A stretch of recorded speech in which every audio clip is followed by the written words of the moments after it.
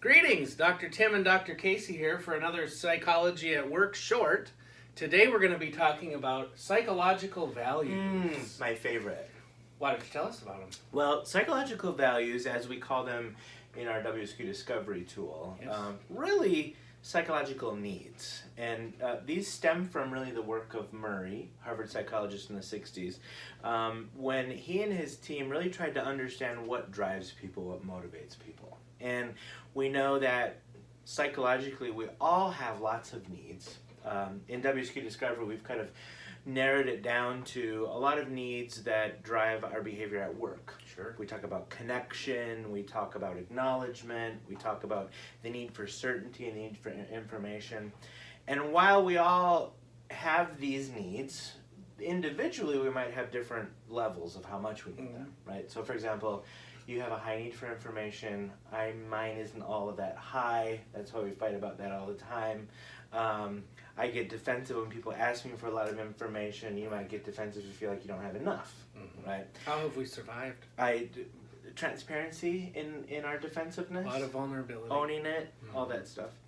And so we're going to be talking a lot more this month in particular about all the different types of needs. I think maybe the piece to be thinking about for folks is when you do feel yourself maybe having that urge to protect yourself, think about what need is maybe being not met or hooked in some way. What would you add? Well, I was wondering maybe real quick for the listener at home, what's the difference between a need, a psychological need or value, and a style?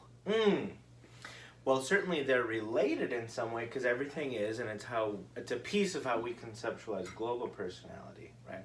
A need is sitting underneath the surface and kind of is a sense of how we find security in our identity, right?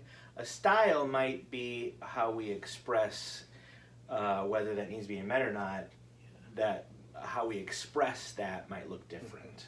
I don't know if that makes any sense. So what I'm hearing you say is if I'm reflecting on myself and I'm feeling the need to protect myself or defensive or hooked, chances are the answer to what's going on for me is really going to be found more in my psychological needs than it will be in, well, that's just my style.